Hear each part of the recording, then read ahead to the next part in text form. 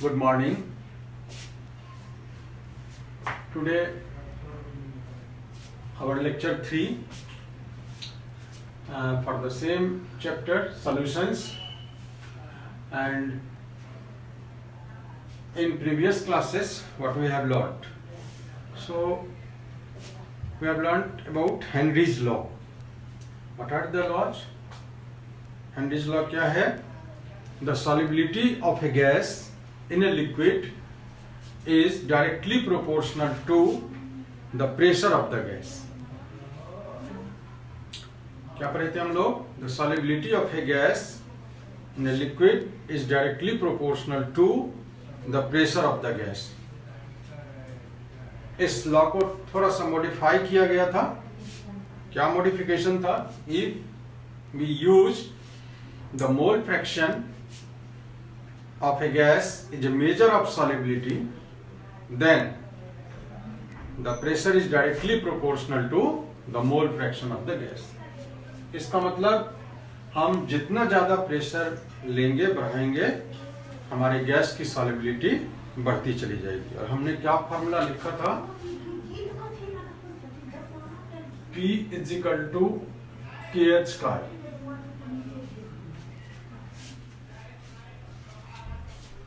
So KH is Henry's law constant and chi is the mole fraction of the gas. So in previous classes we have learned about that topics. Now what are the applications of Henry's law? So first application is the solubility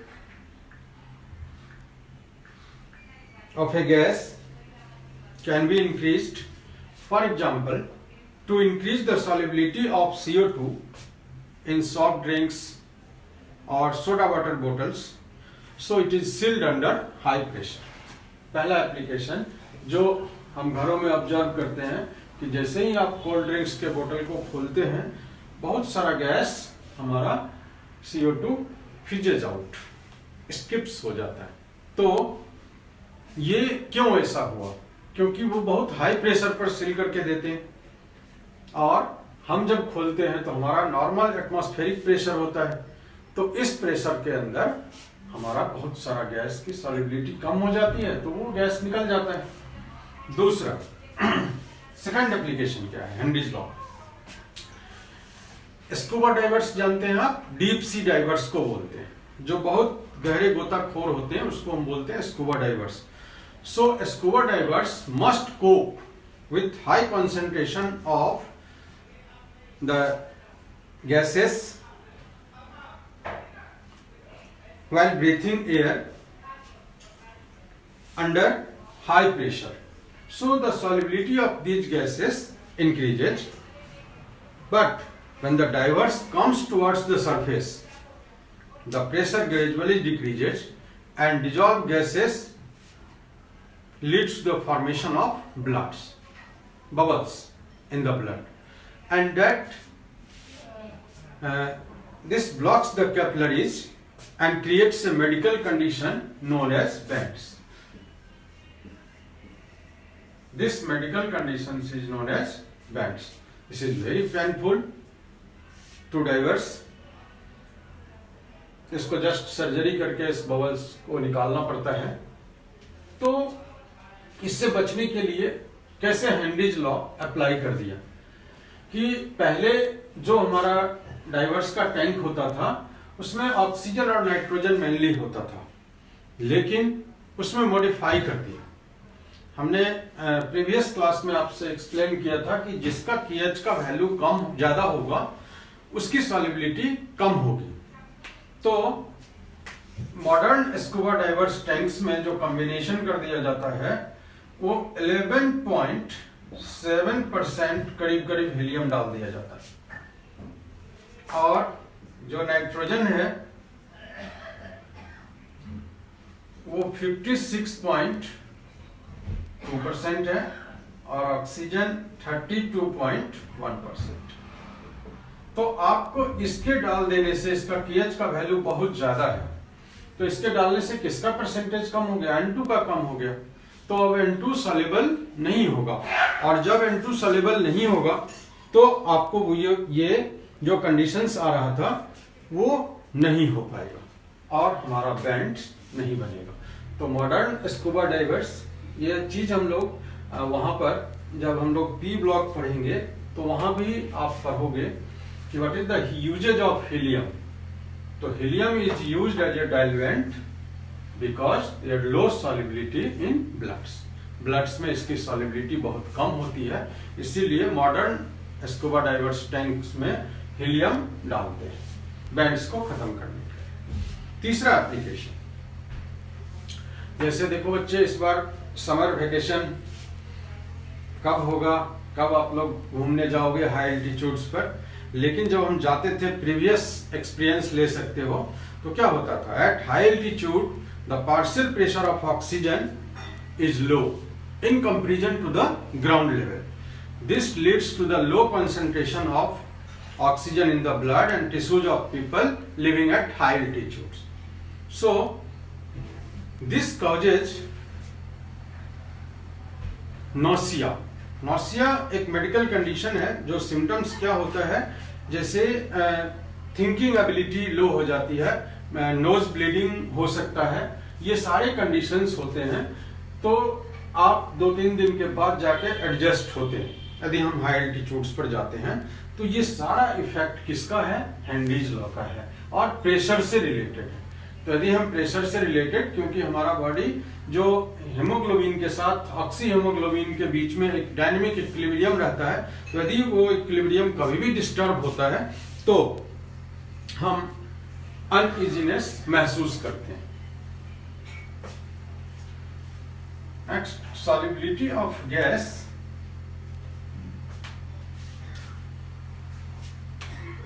में effect of temperature.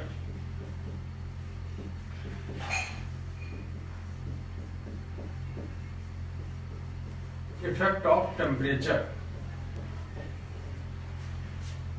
आप जानते हो जैसे gas को condense करते हैं और liquid बनता है तो आपका डेल्टा एच का वैल्यू क्या आता है, जब हम कंडेंस करते हैं तो नेगेटिव वैल्यू आता है, मतलब एक्सोथर्मिक प्रोसेस है। Similarly solubility of A gas जो है वो एक एक्सोथर्मिक प्रोसेस है, लिक्विड में यदि डिसॉल्व होता है तो इस एक्सोथर्मिक प्रोसेस के कारण यदि आप ली चार्टियर प्रिंसिपल फिर लगाएंगे तो क्या बोलता है ली चार्टियर प्रिंसिपल की, if the process is exothermic the equilibrium will shift in backward direction with increase in temperature. तो आप टेम्परेचर बढ़ाएंगे तो फिर हमारा जो इसमें डिसॉल्व गैस है सॉल्यूशन के अंदर वो क्या होगा, हमारा कम हो जाएगा। तो इसका मतलब इफेक्ट ऑफ टेम्परेचर बढ़ाने से हमारे गैस की सॉल्युबिलिटी कम हो जाएगी। और जो आपने वहां भी महसूस किया कि जो KH की वैल्यू है वो भी टेम्परेचर बढ़ाने से बढ़ जाता है, तो यदि KH का वैल्यू बढ़ जाता है तो काई हमारा कम हो जाता है। ये हम लोग सीखें। एक न्यूमेरिकल्स लेते हैं।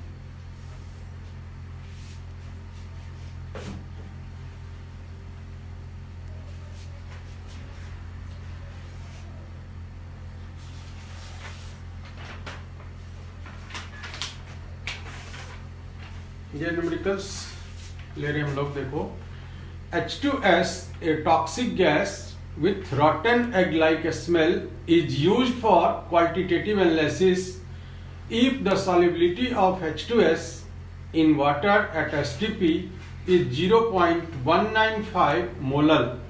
Calculate Henry's law constant. Calculate Henry's law constant. एक बार फिर मैं पढ़ रहा हूँ question. H2S, a toxic gas with rotten egg like smell, is used for quantitative analysis if the solubility of H2S in water at STP is 0.195 molar. Calculate Henry's law constant. So इस case में H2S gas कहाँ use करते हैं हम, तो quantitative analysis में। कहाँ quantitative analysis में यूज करते हो आप जब प्रैक्टिकल करते हैं सॉल्ट एनालिसिस, तो आयरन सल्फाइड के ऊपर यदि हम H2SO4 लेते हैं किप्स सेपरेटस में, तो ये गैस हमारा रिलीज होता है H2S गैस। और ये H2S गैस का डायरेक्ट यूज हम लोग यदि जिस लैब में फ्यूम्स बॉक्स है वहां पर तो यूज कर रहे हैं, नहीं तो अदरवाइज हम इसका कुछ अल्टरनेटिव्स निकाल लिया है, लेकिन ये यूज करते हैं कॉमन आयन इफेक्ट के लिए क्योंकि ये वीक एसिड है। तो इसमें क्या क्या कह रहा है बेटा, इसमें देखो एक तो बात कर रहा है STP की, यहां से हमें प्रेशर लेना पड़ेगा। तो स्टैंडर्ड टेम्परेचर प्रेशर यदि होता है तो प्रेशर हम कितना लिखते हैं, इसमें हम लिखते हैं 1 एटमॉस्फेयर, या मिलीमीटर में लोगे तो 760 मिलीमीटर ऑफ HG। दूसरा इसकी जो मॉलिलिटी दिया हुआ है वो 0.195 दिया हुआ है मोल पर किलो, 0.195 मोल पर किलो। आप जानते हैं फार्मूला आपका क्या है, फार्मूला क्या यूज करते हो बेटा, P = KH का है। तो चलिए प्रेशर तो आपको गिवन है, लेकिन काय कहाँ गिवन है, KH तो निकालना है आपको। तो जो हम इंटर कन्वर्जन सिखाए थे, तो यहां से हम लोग इस मॉलिलिटी से हम निकाल सकते हैं मोल फ्रैक्शन। कैसे, एक बार फिर रिकॉल करो उस चीज को, क्या क्या है ये, 0.195 mole is in 1 kilogram of solvent, मतलब वाटर आपका कितना है 1 किलोग्राम है, और 0.195 मोल क्या है H2S है। तो आप यदि बात कर रहे हैं काई H2S की गैस की, तो यहां पर क्या लिखोगे आप, NH2S, और यहां पर लिखेंगे आप NH2S प्लस NH2,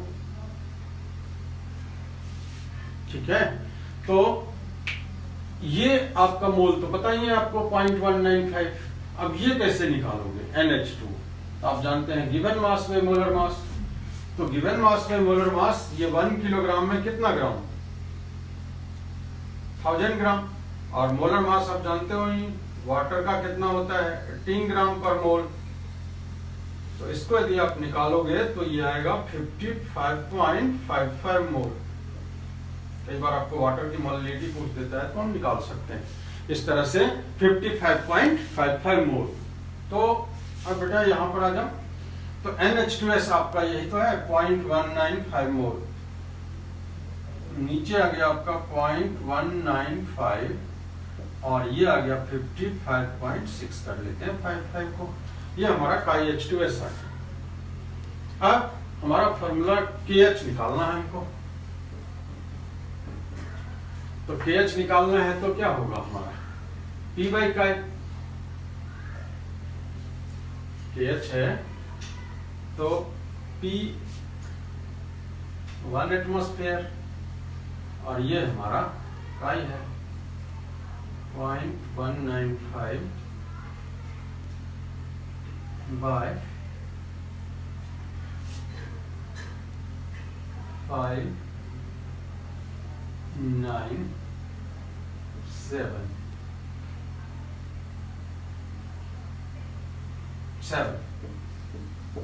so 55.79। तो यदि हम इसको राइट कर दिए तो इसकी यूनिट क्या आएगी, एटमॉस्फेयर में आ जाएगी। तो इस तरह से बेटा हम हेनरीज लॉ कांस्टेंट यहाँ पर निकाल सकते हैं। तो यहाँ पर हेनरीज लॉ पर बहुत सारे न्यूमेरिकल्स होंगे। एक न्यूमेरिकल्स मैं आपको बोलता हूं, आप ट्राई करेंगे, लिख लेंगे, इसको निकालेंगे हम लोग। क्या हमारा है कि Henry's law constant for CO2 in water is 1.67 into 10 to the power 8 Pascal at 298 Kelvin. Calculate the quantity of CO2 in 500 milliliter of soda water when packed under 2.5 atmosphere CO2 pressure at 298 Kelvin. अब देखिए इसमें आपको Henry's law constant क्या है, given है बेटा। तो निकालना क्या है आपको, quantity of CO2 in 500 millilitre of soda water. तो यहां भी आप मोल फ्रैक्शन निकालेंगे, फिर आपको प्रेशर दिया हुआ है और वहां से आप n की वैल्यू निकाल सकते हैं। इसके अंदर हम लोग नेक्स्ट टॉपिक पढ़ने वाले हैं वेपर प्रेशर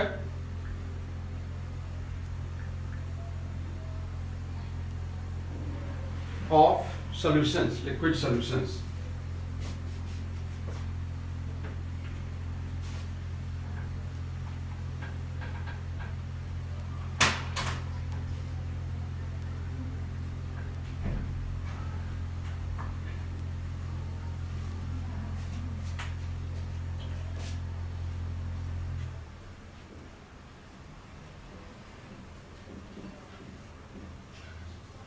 वेपर प्रेशर्स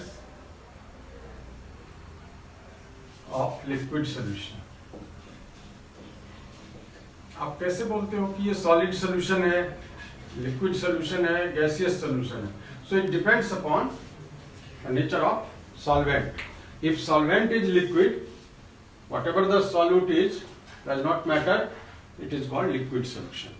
तो लिक्विड सॉल्यूशन का मीन्स है कि उसमें आपका सॉल्वेंट लिक्विड फेज में है। तो वेपर प्रेशर सबसे पहले थोड़ा सा समझने का प्रयास करते हैं। वेपर प्रेशर क्या होता है आपने ऑलरेडी पढ़ा है क्लास 11 में, लेकिन मैं रिकॉल करा रहा हूं आपको वेपर प्रेशर। जैसे देखिए कोई भी वोलेटाइल लिक्विड है, ये वर्ड क्या होता है वोलेटाइल? वोलेटाइल का मतलब होता है, ये हम लोगों में भी ये स्वभाव होता है, किसी ने आपको कुछ टोका, आप एकदम उग्र हो गए, पूरा एकदम गुस्से में आ गए, तुरंत मम्मी ने डांटा, आप एकदम पूरे, और कोई शांत होता है नहीं, वो सुनता है, समझता है। तो इस तरह से हमारा कुछ लिक्विड भी है वोलेटाइल। जैसे आप देखते हो घर में आपकी मम्मी यूज करती है, जो घर में एसीटोन है वो नेल पॉलिश रिमूवर के रूप में यूज होता है। थोड़ा सा भी उनके भूल से यदि खुला रह गया तो है ही नहीं, वो गायब हो गया। तो ऐसे चीज को क्या बोलते हैं? वोलेटाइल। लेकिन शहद खुला रह जाए तो क्या होगा? कुछ नहीं होने वाला। तो नॉन वोलेटाइल की कैटेगरी में आप उसको डाल सकते हैं। तो वोलेटाइल का ये मतलब समझना है आपको बच्चे कि वोलेटाइल का मतलब कि उड़ जाने वाला सब्सटेंस, मतलब यदि आप उसको ओपन कंटेनर में रखेंगे तो उनके बीच में इंटरमॉलिक्यूलर फोर्स ऑफ अट्रैक्शन बहुत वीक है और वो आपस में उनका कोई बनाव नहीं है कह सकते हैं, और वो निकल जाएंगे। तो जब आपका कंटेनर ओपन है तो निकलने का प्रयास करेंगे, निकल जाएंगे। लेकिन जब आप क्या करोगे, इनको बंद कर दो, बेल जार लेकर के आपने बंद कर दिया। बंद करने के बाद क्या होगा, अब इनको जाने का कोई जगह नहीं है, तो ये यहाँ पर आके कंडेंस्ड होंगे। जैसे आप अपने बोतल में देखते हो ना, कभी कभी स्कूल में ले जाते हो तो देखते हो कि बोतल के ऊपरी सिरे पर पानी कहाँ से आ गया, कैसे जमा है वो ड्रॉपलेट्स। तो क्या होता है कि ये यहाँ पर अब जा तो नहीं पा रहे हैं, तो क्या करते हैं, फिर ये बहुत ज्यादा जब संख्या में हो जाएंगे तो क्या होंगे, कंडेंसेशन होता है। तो इस एरो के प्रोसेस किसको रिप्रेजेंट कर रहा है? इवोपरेशन। और ये किसको बेटा रिप्रेजेंट कर रहा है? Condensation. So after some times a dynamic equilibrium is established between evaporation and condensation। तो डायनेमिक इक्विलिब्रियम जब हो जाएगा तब आप देखोगे ना ये लेयर कम हो रहा है और यहां पर जो एक प्रेशर क्रिएट होगा। तो अब आप डिफाइन कर सकते हो कि the pressure exerted by vapour at equilibrium at A given temperature at a specified temperature above the liquid surface is called vapor pressure। लग रहा है कि मैं रिकॉल कराने में सक्सेस रहा। ऐसे एक बार मैं फिर बोलता हूं, देखो बेटा कि कोई वोलेटाइल लिक्विड होगा तो वो इवोपरेट करना चाहेगा, जो सरफेस फेनोमेना है सरफेस से निकलता हुआ चला जाएगा। और लेकिन यदि आप ढक देंगे तो पार्टिकल्स वहीं पर जमा होगा, और जब बहुत सारे जमा हो जाएंगे तो क्या होगा, कंडेंसेशन होता है। ये आप अपने रेन साइकिल में भी देखते हैं कि जिस दिन बहुत तेज धूप हो गया और सारा इवोपरेट होकर के ऊपर आया, फिर आप देखते हैं कि अच्छा गर्मी बहुत हो रही है तो बारिश होगी। इसका क्या मतलब है कि वेपर का जो कंटेंट है पार्टिकल का, वाटर वेपर का बढ़ गया है, वो कंडेंस होगा और नीचे आना है उसको, तो रेन के फॉर्म में आता है। तो अब क्या है कि हम कह रहे हैं कि ये कंडेंसेशन प्रोसेस को डिनोट कर रहा है, ये इवोपरेशन को डिनोट कर रहा है। So after some times A dynamic equilibrium is established between evaporation and condensation. At this situation, the pressure exerted by vapor at a given temperature is called vapor pressure. आप हर हमेशा देखेंगे कोई numericals करेंगे या कुछ भी तो वेपर प्रेशर लिखा रहता है at 300 केल्विन, at 250 केल्विन। इसका मतलब वो एक टेम्परेचर डिपेंडेंट क्वांटिटी है और आपको टेम्परेचर के साथ लिखना पड़ेगा। तो वेपर प्रेशर आप समझ गए होंगे। हम पहले लिक्विड सॉल्यूशन में दोनों ही कंपोनेंट हम ले रहे हैं बेटा लिक्विड कंपोनेंट, ए भी लिक्विड है बी भी लिक्विड है, दोनों ही लिक्विड है। तो इसलिए दोनों ही लिक्विड है और दोनों वोलेटाइल हैं, बोथ आर वोलेटाइल लिक्विड। तो वोलेटाइल लिक्विड में आप देखेंगे कि रॉल्स लॉ का स्टेटमेंट क्या आएगा कि for a solution of volatile liquids the partial vapour pressure of each component in the solution is directly proportional to its mole fraction. ये अपने मोल फ्रैक्शन का, ये अपने मोल फ्रैक्शन का। मैं एक बार फिर रिपीट करूं, for a solution of volatile liquids, for a solution of volatile liquids the partial vapor pressure of each component in the solution is directly proportional to its mole fraction। इसका मतलब PA is directly proportional to Ka mole fraction। तो यहां पर ये हमारा PA is equal to proportionality constant लेते हैं हम लोग, P नॉट ए का ये पीए क्या है, अभी बात किए थे पार्शियल प्रेशर ऑफ कंपोनेंट ए, और पी नॉट ए है प्रोपोर्शनलिटी कांस्टेंट कब, जब ये प्योर लिक्विड हो जाए, मतलब ये वाला पॉइंट हमारा मोल फ्रैक्शन 1 हो जाए इसका, तब हम कहेंगे कि ये इसके बराबर हो गया। तो vapour pressure of pure liquid A और का ये is the mole fraction of component ए।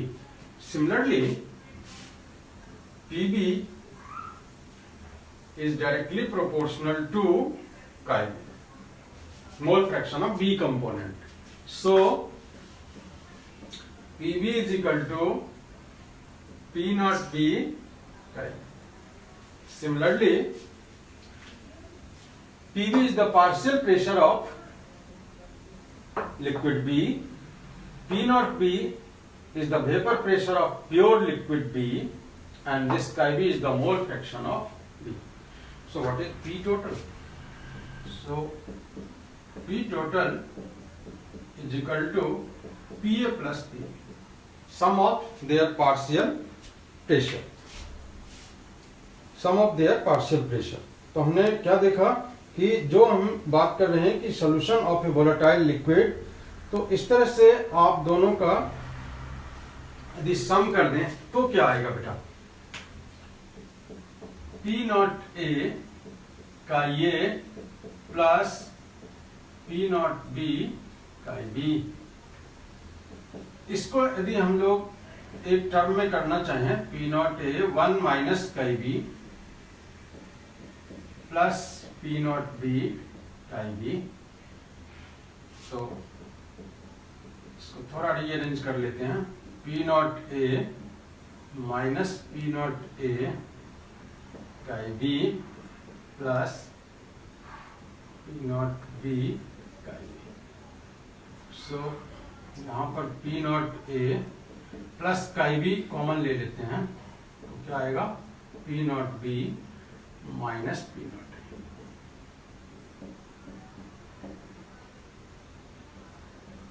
ये फॉर्मूला आ गया जिसपे हम लोग न्यूमेरिकल्स निकाल सकते। क्या क्या कंक्लूजन ड्रॉ करेंगे इस पर, एक बार फिर से चलते हैं हम लोग कि रॉल्स लॉ का स्टेटमेंट के हिसाब से क्या था कि P is directly proportional to their mole fraction, PV is directly proportional to their mole fraction.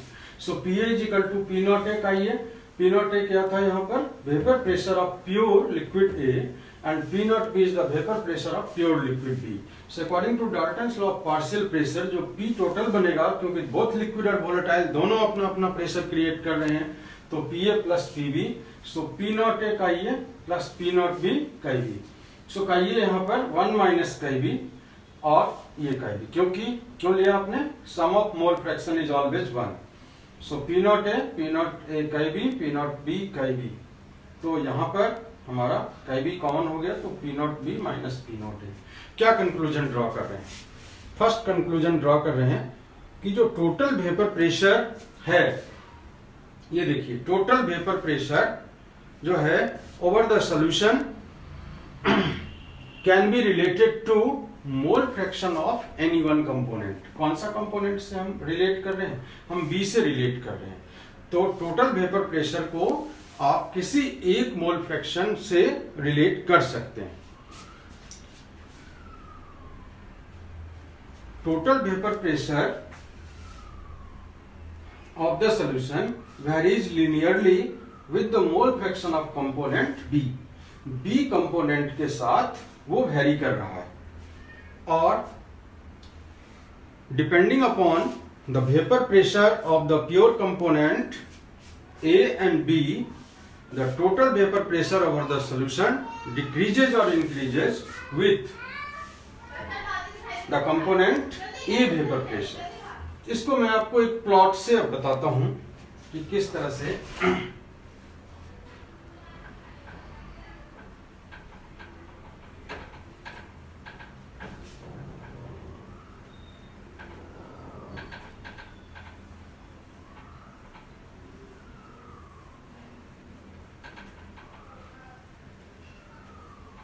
ये देखिए प्लॉट से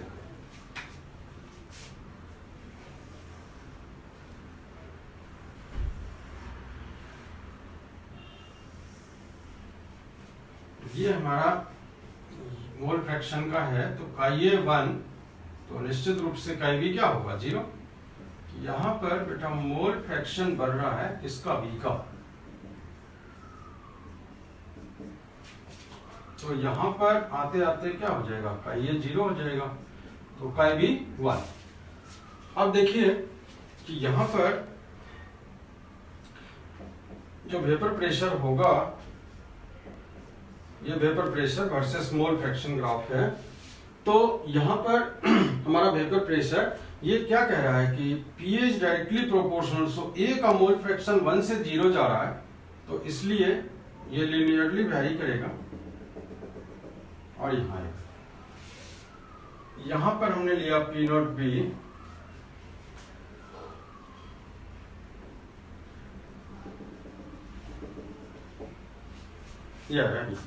ये बेटा किस लाइन को रिप्रेजेंट कर रहा है अपना, ये कर रहा है P A P not A का ये, और ये किसको रिप्रेजेंट कर रहा है आपको, P B P not B का ये। अब यहां पर हम बात करें थिक लाइन से, टोटल प्रेशर पी टोटल जो P A plus P B, तो यहां पर ये तीनों ही चीज हम देख रहे हैं। और ये एक चीज आपके मन में क्वेश्चन आ रहा होगा कि ये इसका वेपर प्रेशर और इसके वेपर प्रेशर में अंतर क्यों है। कई बार बच्चे पूछ लेते हैं, कई बार नहीं पूछते हैं, तो जरूर क्लास में क्वेश्चनिंग जरूर होनी चाहिए, क्योंकि ये चीज मन में ही रह जाता है फिर। तो आप पूछिए इसको। यहां पर आप देख रहे हैं ना, वेपर प्रेशर है और टेम्परेचर यदि सेम रखा हुआ है, तो इसका मतलब क्या है कि ये ज्यादा वोलेटाइल है, कि उसी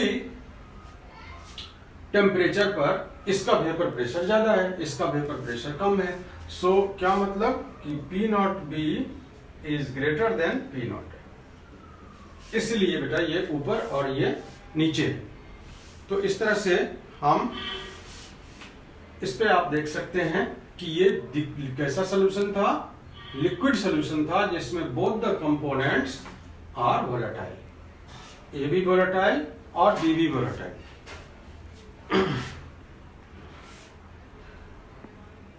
इस पे एक न्यूमेरिकल्स करके देखते हैं कि यदि आपको कंपोजिशन वेपर फेज में निकालना होगा, क्योंकि न्यूमेरिकल्स में जो आएंगे वो mole fraction in vapour phase होगा निकालने के लिए।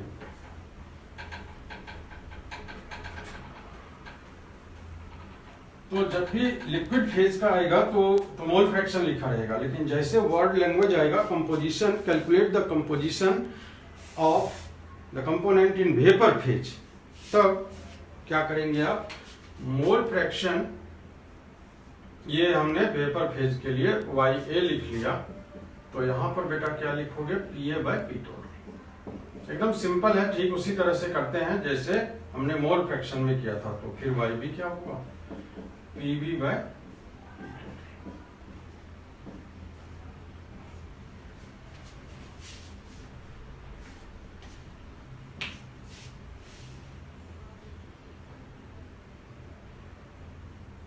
यहां पर एक न्यूमेरिकल्स लेते हैं हम लोग,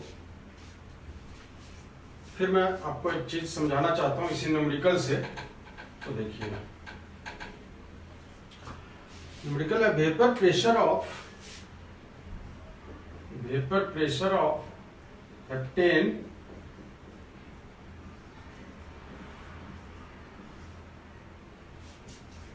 ये हेप्टेन है and octane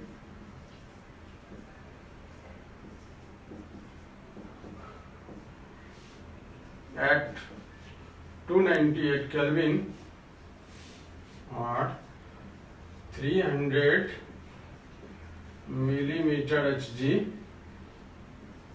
and 200 millimeter Hg respectively.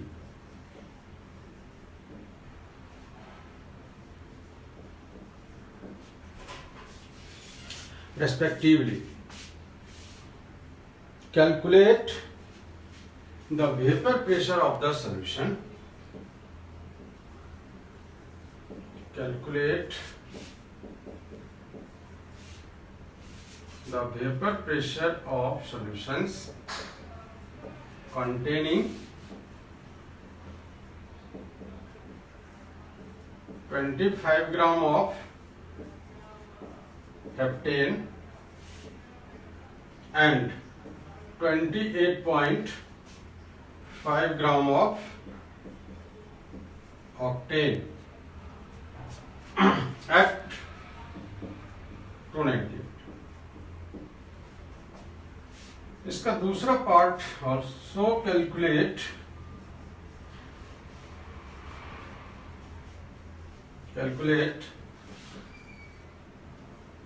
The composition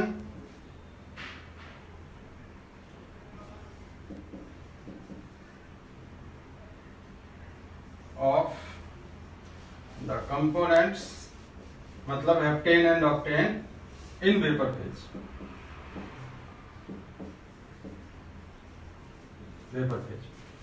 एक बार फिर समझने का प्रयास करते हैं, ट्राई करिए कैसे करेंगे।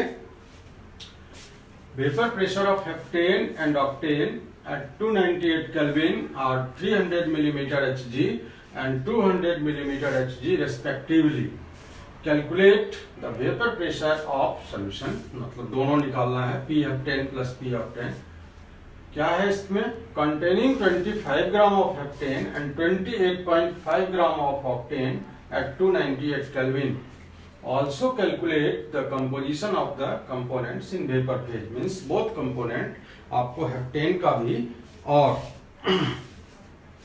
ऑक्टेन का भी निकालना है। तो सबसे पहले क्या करोगे, सबसे पहला काम है आपको मोल फ्रैक्शन कैलकुलेट करना। तो मोल फ्रैक्शन कैलकुलेट करेंगे आप दोनों का।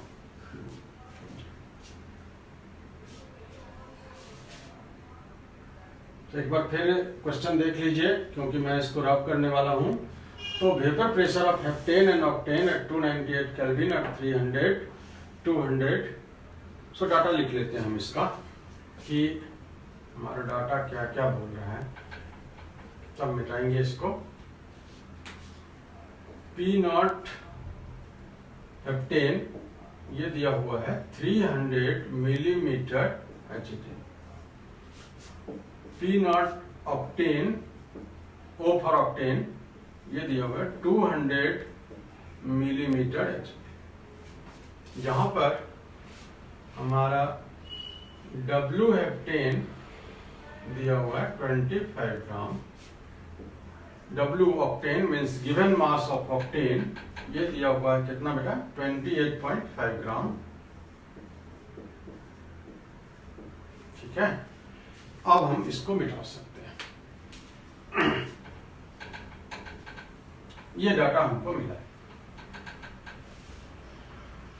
तो आप जानते हो गिवन मास और मोलर मास से हम लोग कैलकुलेट कर सकते हैं क्या, मोल फ्रैक्शन। तो पहले मोल निकाल लें।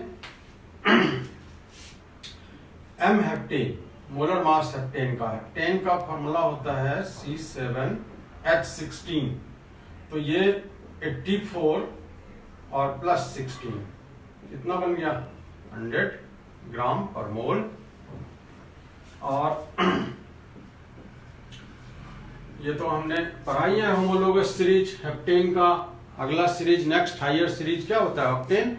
तो यदि हमारा होमोलोगस सीरीज होता है तो हम मास को कितने से बढ़ा देते हैं, तो क्यों कैलकुलेट करेंगे 114 हो जाए। आप जानते हैं कि CH2 से बढ़ता है तो CH2 का मास 14 होता है, तो ये आ गया। ठीक है, अब हम दोनों का मोल निकाल लेते हैं।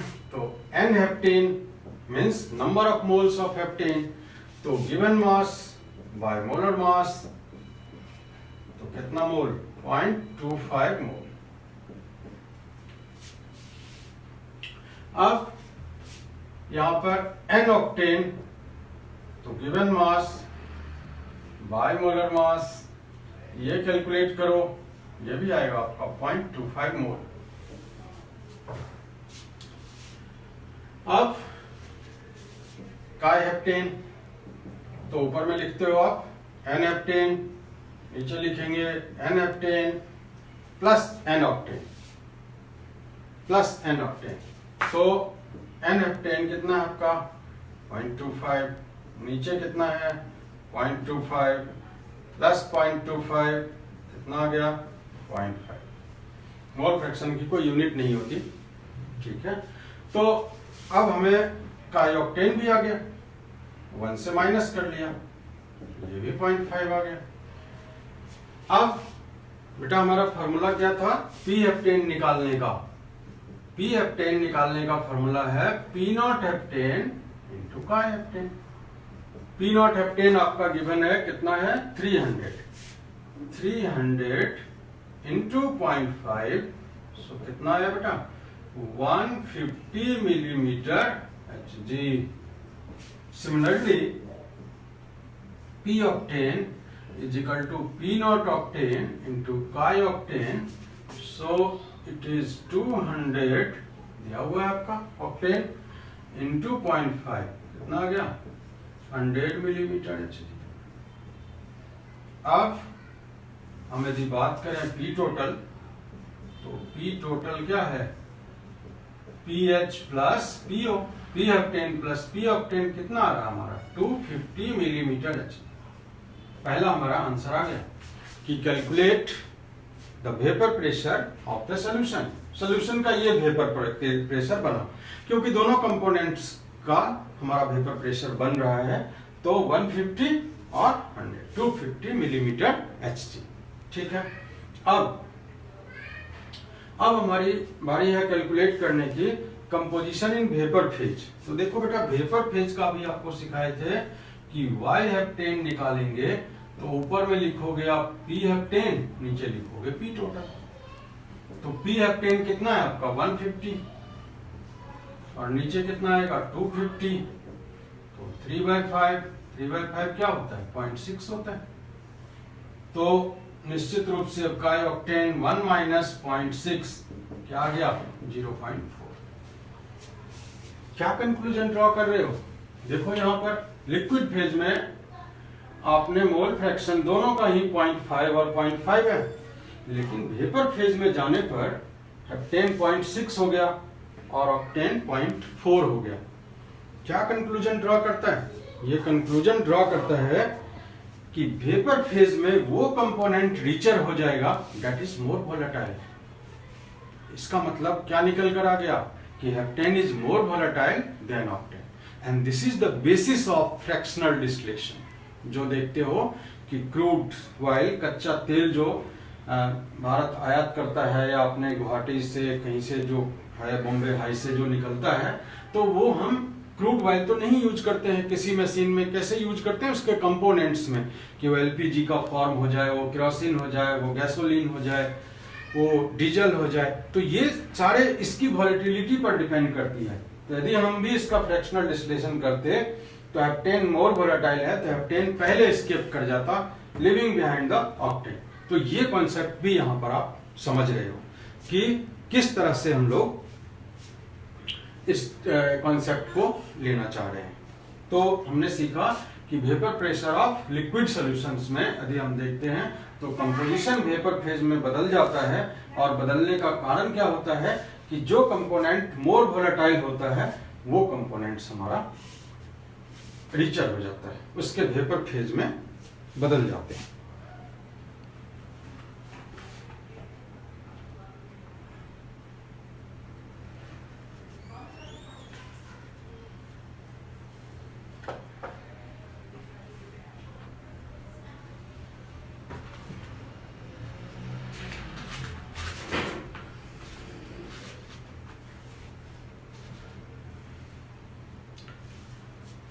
Rawls law is a special case of Henry's law. ये कई बार क्वेश्चन आएगा आपको कि Rawls law is a special case of Henry's law. क्यों ऐसा? कहां सिमिलरिटीज है?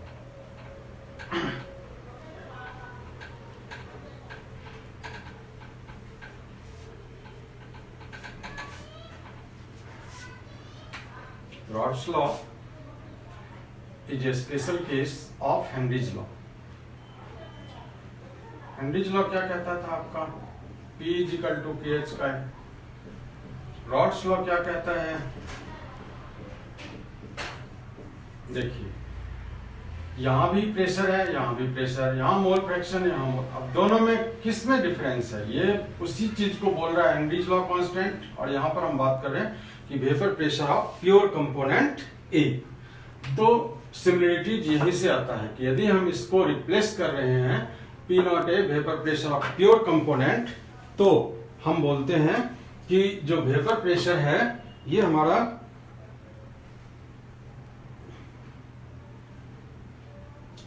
प्योर सॉल्यूशन का। तो इस तरह से हम बोलते हैं कि Rawls law is a special case of Henry's law.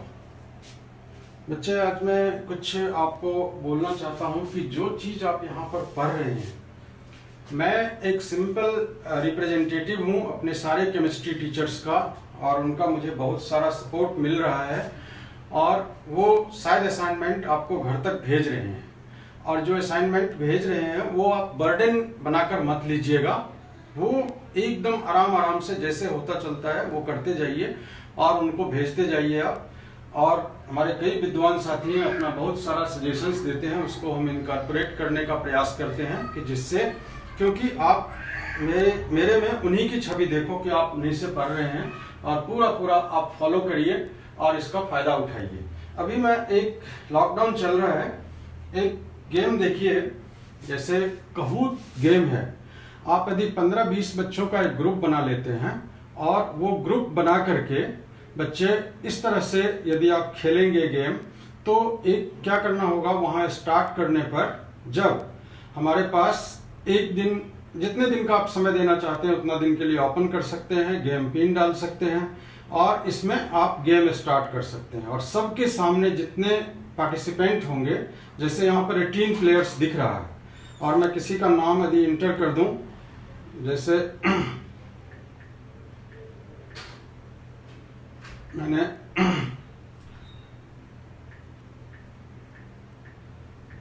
ये मैंने इंटर कर दिया, देखिए अब ये भी इसमें खेल सकते हैं।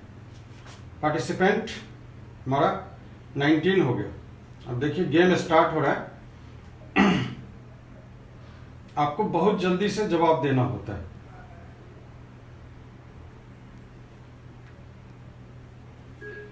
क्या कह रहा है, सोल्यूशन इज मिक्सचर ऑफ 2 और मोर सब्सटेंसेस। तो कैसा मिक्सचर, होमोजीनियस, हेट्रोजीनियस। तो आप इसमें यदि यहां टिक करें तो आपका आंसर आ गया। ये देखिए नेक्स्ट स्कोर बन रहा है। फिर नेक्स्ट देखिए कह रहा है ऑल सॉल्यूशंस आर मिक्सचर्स।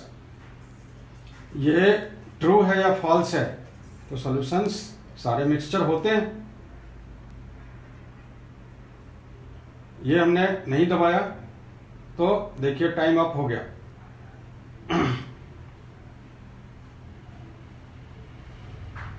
तो इस तरह से आप अपने घरों पर बैठे हुए भी एक दूसरे से क्या कह रहा है, बाइनरी सॉल्यूशन कॉन्सिस्ट ऑफ, तो क्या बताया था आपको, सॉल्यूट प्लस सॉल्वेंट। ठीक कर दिया आपने। ठीक इस तरह से हम ऐसे अपने स्कोर को बढ़ा सकते हैं। Which of the following is solute and alloy of brass. याद करिए ब्रास में मैंने कॉपर जिंक की बात करी थी, तो कम कौन था, जिंक, तो यही सॉल्यूट होगा। तो ये सही आंसर है। तो इस तरह से आप थोड़ा सा खेलते हुए भी सीख सकते हैं।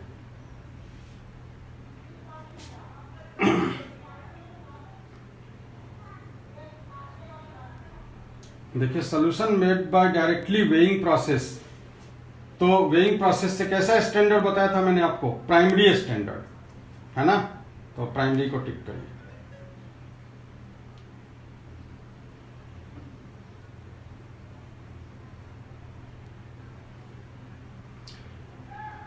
टेन 10% ऑफ एक्वस ग्लूकोज है। क्या मतलब कि 10 gram of glucose is present in 90 gram of water. तो इस तरह से हम इस गेम को भी एंजॉय कर सकते हैं। और जो आपको असाइनमेंट मिल रहा है उस असाइनमेंट को बारी बारी से करेंगे और अपने सर के मैडम के टच में बने रहिए और इस सब्जेक्ट को अपने आप इनरिच करना है। तो मतलब इसका फायदा उठाना है कि यदि लॉकडाउन है तो हम और ज्यादा इनरिच हो रहे हैं, कोई डिस्ट्रैक्शन कम है। और यदि डिस्ट्रैक्शन करना है तो क्यों ना हम काहूत गेम क्विज करके खेलें और कोई आप इनोवेटिव आइडिया निकाल सकते हैं। तो आपको मैंने एक असाइनमेंट दिया था एनरिच लॉ पर, वो न्यूमेरिकल्स मेरे तरफ से आपको करके रखना है। So have a nice day.